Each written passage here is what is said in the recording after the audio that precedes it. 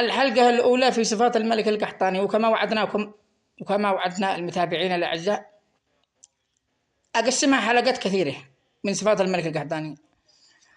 الملك القحطاني يعطيه الله علم، تمام، يعطيه الله علم خارق نور، ولكن ليس بمنزلة الخليفة اليماني الذي عنده علم الكتاب، تمام. بعد أن يتجهز العالم وأعداء المسلمين ويتفق العرب واليهود ضد عدو، يتفق علماء العرب والمسيح بعضهم مع عدو فينتصرون عليه ويقطعون أذنابه، وبعدها يغدر اليهود المسلمون وزعماء العرب وعلماء المسلمين. عندما يغدروهم القحطاني هو بيراقبهم ويراقبهم على أنهم سيغدروا، ولكن علم عنده ورقة وقلم بس، ما لا معه فلوس خيرات ولا معه حاجة، علم من الله، تمام. يتحصنوا بعلم الطاقة، يعني صناعة عندهم كبيرة، تمام. يعني تخيل الطائرة عندما تمشي ما تكتشفهاش الرادارات، لأنهم عارفين قوة الصناعة الإسلامية والعربية. يتخذون من الصناعات وقاذفات الصواريخ حماية بعدم اكتشاف الرادار منها. يكنزون أسلحتهم تحت الأرض، تمام، يبنون مدنهم تحت الأرض. والملك القحطاني يطلع علم الفلك، تمام، علم فلك. المقاعد الذي كان، هذه المقاعد منتشرة منها أنا للسماء السابعة. المقاعد منها كانوا يستخدموها الجن لاستراق السمع. هذا لك مثل، قال ولقد ضربنا للناس في هذا القرآن من كل مثل. هذه مقاعد عبارة عن ظل لمواقع الكواكب والنجوم، يتخذوها الجن غرف، لأنها لا تكتشفهم جن أخرى أو أي خطر يجي من الفضاء. بنفس الكيفية الملك القحطاني عنده علم، يكتشف هذه الخنادق هي في كل دولة موجودة، في كل دولة في الأرض، ولكن عندما يكتشفها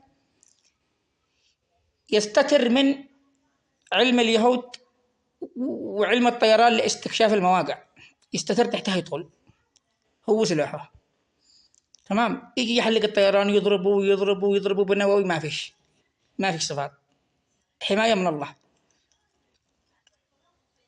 يعني يظهر وهو والأمة العربية والإسلامية على هافة الهاوية، حراف. يعني الملحمة الكبرى داخلين والناس حراف، والمسلمين والعرب حراف، ما فيش معهم سلاح. هذه الخنادق أو مقاعد أو المقاعد الناتجة عن مواقع النجوم الظل حقها تساعدهم في عملية الاختباء بشكل كثير، أكثر من 90% في عملية الانتصار.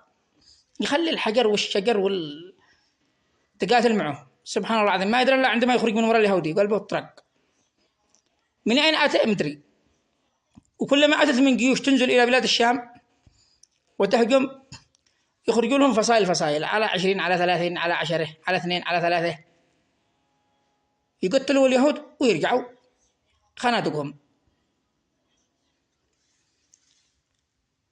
خنادقهم المعارك الذي يتجمع عليها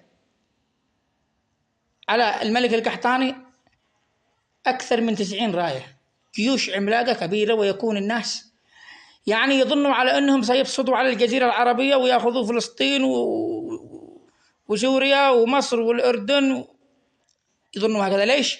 لأن معهم مخابرات تغلغلوا في جميع الجيوش العربية وفي جميع الطوائف العربية، وعارفين قوتهم وأسلحتهم وكل حاجة، يعني عارفين كم في اسمهم من شعر، تمام. خطره عارف. كذلك مسيطرين على معظم النساء، قطع مخابرات لهم، مثلما اشتروا زوجة نبي الله لوط ونوح. عارف على أن معظم رؤساء العرب وعلماء العرب ومعظم قادات العرب وجيوش العرب نسائهم اشتروهن بفلوس، مثل ما اشتروا زوجة نبي الله لوط ونوح. ولكن هناك، هذا مش الكل، ولكن هناك مؤمنات، هناك نساء من ذرية طيبة مستحيل أن تخضع، سبحان الله العظيم، مستحيل. فالملك القحطاني سينقذ العرب والمسلمين من هاوية كبيرة، وهي هبوط جيوش الغدر في الجزيرة العربية ليأخذوا بلاد الشام كامل ومصر والأردن. سبحان الله العظيم، قوة إيمانية خارقة في الملك القحطاني، يعطيه الله علم. لذلك لا يتخبى تحت جرف، ولا يدخل كهف، ولا يتخبى من اليهود، ولا شجاع في الصف الأول يقاتل اليهود، ويتخذ من المقاعد الناتجة عن التقاء مواقع الكواكب والنجوم والظل خنادق وبناء الكمائن لليهود. والسلام عليكم ورحمة الله وبركاته. يقاتل في الصفوف الأولى.